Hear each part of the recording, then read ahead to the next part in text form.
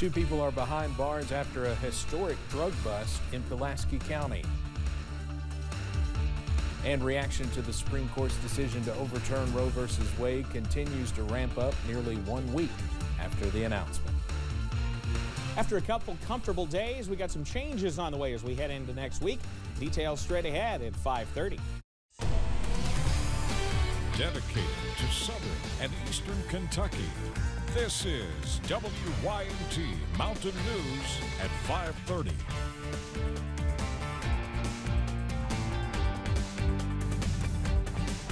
Good evening, I'm Steve Hensley. A historic amount of illegal drugs taken from the streets in a southern Kentucky town. That's what Somerset police say about a recent drug bust that netted 2 federal indictments. 30 pounds of meth were confiscated. WYMT's Phil Pendleton spoke to a former meth dealer who says the 2 suspects need to understand there's a much better way. Michael Hampton says he can relate to what landed 2 people in jail in Somerset's largest drug bust in history. I was living a life of chaos. I'm a 16-year methamphetamine addict, and I've celebrated 10 years today. A knock on his door at his Burnside home landed him in jail. Now in the same house he was dealing out of, others are being treated. Yes, actually, unfortunately, I sold a lot of meth in my time, and I'm not proud of it. Now, that's maybe why I try so hard to give back now. That's why I show so much compassion for the people that do choose that lifestyle. Wesley Aaron Calhoun and Denny A. Smith are facing federal charges. They have been indicted, and they're facing that in U.S. District Court. Their charges deal with the distribution of 550 grams of crystal meth. Police say they were arrested after a 5-month investigation. It's a drug ring that stemmed from many other places as well, but yeah, around here locally, they were some kind of heavy players. Don't give up hope. You can do all things. Nothing's impossible. You know, I had to do an 8-year prison sentence, 31 months before I got out, and it just totally changed my life. Today, he's helping others, pastoring a church and leading a construction company. He says addiction for him is in the rearview mirror. And I believe that you can do all things. There's nothing that you can't change and nothing that you can't rewrite in your life. In Pulaski County, Phil Pendleton, WYMT Mountain News. Somerset police say the bust was the culmination of work with the DEA, FBI, and state police. A historic restaurant in Lexington closed permanently last night after 7 decades in business. The Parquette Drive-In opened in 1951 with Joe Smiley at the helm. People doubted Parquette's future, but opening night was a hit. The burgers and fried chicken brought in customers for 7 decades. Smiley's family still owns the place, but the Kaplan family has been managing it since 2008. Brian Tipton, Smiley's son-in-law, says business had declined through the years. The low revenue is prompting the Smiley family to shut the place down. We feel that it's not going to work. It's like I said, its time has passed.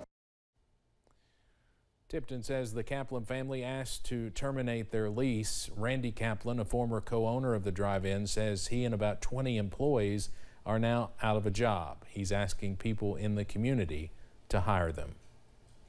As one local icon closes, a national icon celebrates a birthday. Apple's iPhone turns 15. Apple co-founder Steve Jobs first introduced the iPhone in January 2007. They went on sale in the United States on June 29th that same year. They were priced between $499 and $599. 74 days from launch, Apple sold 1 million iPhones. Today, iPhones are arguably the most popular smartphones in the world. Apple is expected to unveil its iPhone 14 series this fall. If you skip this year's spring housing rush with a plan to save more for the coming year, experts say you need to keep a close eye on any new credit accounts. Consumer investigator Rachel DePompa explains why in this Watching Your Wallet. If you're planning to buy a home in the next year, make sure you limit opening new credit accounts. Jerry Dale, a financial coach with the Virginia Credit Union, says every time you apply for credit, there's a hit to it, especially if you're looking to buy a big ticket item. In 2022, if you're getting ready to get a mortgage this year, you do not want to open up any new credit for at least 6 months before that you apply for that mortgage. You want to keep it clean. Dale says a mortgage inquiry can affect your credit score by 30 points or more because it's such a big ticket item. If you open new accounts in those 6 months prior to your home purchase, the number of inquiries or applications you make factors into your score and could lower it by the time a lender checks your score for the mortgage. Dale says make sure you pay your bills on time too in those 6 months prior. Every little action you take can improve your credit standing. With this Watching Your Wallet, I'm Rachel DePompa.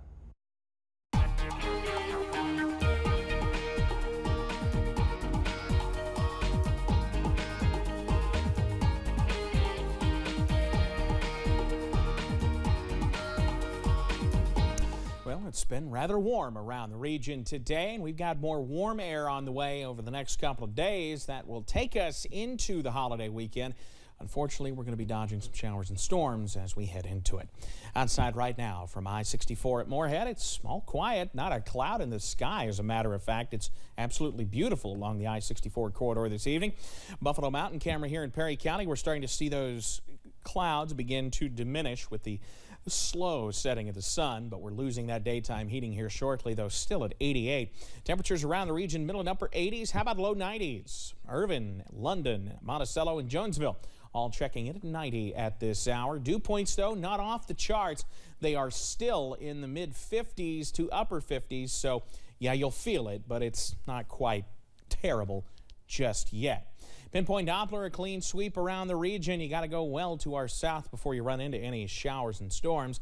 I'll have the very latest, though, on when we could see a return to showers and storms and some more summer heat. That's on the way in just a bit. Steve? All right, Evan, thank you. Protests and lawsuits are ramping up nearly 1 week after the U.S. Supreme Court rolled back the landmark 1973 Roe v. Wade decision on abortion rights. Democrats have seized the issue to drive support in this year's midterm elections, but positions on abortion rights could also come into play in some Republican primaries. CBS's Skylar Henry has more from Washington.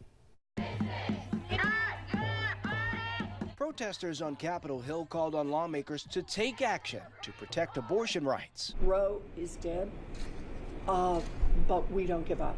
The Supreme Court does not have the final word. It simply gave the issue back to the elected representatives to be dealt with in the political process. Tuesday, 8 states held primary or runoff elections, the first one since the Supreme Court's historic decision to overturn Roe v. Wade. I will listen to people. In Colorado, Joe O'Dea, a Republican who has voiced support for some abortion rights, beat an anti-abortion rights opponent in his U.S. Senate primary. Meanwhile, lawsuits continued to mount. Wisconsin's Democratic leaders filed a challenge against their state statute banning abortion dating back to 1849. Already, some state judges have temporarily blocked similar so-called trigger laws in Texas, Utah, and Louisiana, where providers at one of the state's 3 abortion clinics brace for next steps. We're taking each day as we can, seeing as many patients as we can while we can. The next battle over reproductive rights may have already begun after Supreme Court Justice Clarence Thomas suggested the court should reconsider any cases protecting access to contraceptives. Clarence Thomas was quite forthright that he is inviting people to bring these challenges. Following a surge in demand, several major pharmacies like CVS and Rite Aid are imposing limits on the purchase of emergency contraception, also known as the morning after pill. Skylar Henry, CBS News, the Supreme Court. And by that way, that video from Senator Mitch McConnell you saw in that story was from him speaking in Hazard earlier today, and we'll have more on that coming up at 6. The Biden administration has made access to family planning services, including emergency and long-acting contraceptives, as part of its plan of action in response to the overturning of Roe v. Wade. Just days after the controversial ruling was handed down, one of the 3 justices who voted against overturning Roe v. Wade announced his retirement date. Justice Stephen Breyer notified the White House that his retirement will go into effect tomorrow at noon Eastern. Breyer's letter to President Biden said that being on the high court was, quote, a great honor.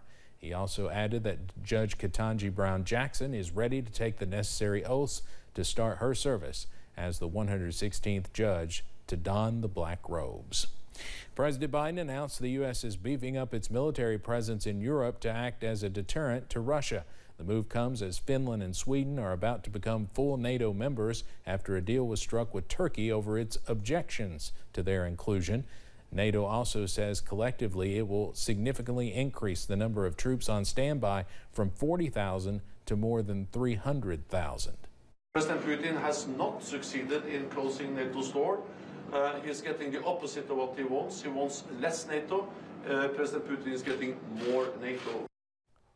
Finland and Sweden applied for membership in response to Russia's war on Ukraine, now entering the 5th month. John Kirby, who previously worked as the Pentagon spokesperson, recently became part of the White House team as the National Security Council coordinator for strategic communications. Kirby says the level of U.S. forces in Europe is expected to remain around 100,000. He said the message to Putin is that NATO continues to stand in solidarity with Ukraine even as the war drags on.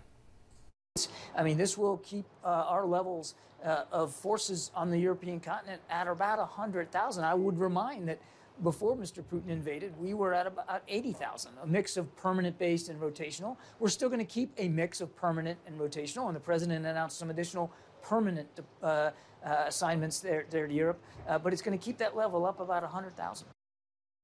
In response to Russia calling the addition of Sweden and Finland to NATO a destabilizing element, Kirby said the only destabilizing element is what Russia is doing to Ukraine. Coming up on Mountain News at 5:30, singer R. Kelly is sentenced after being convicted of racketeering and sex trafficking. And we've seen the heat return to the mountains, but could storms be far behind? The latest from Future View straight ahead.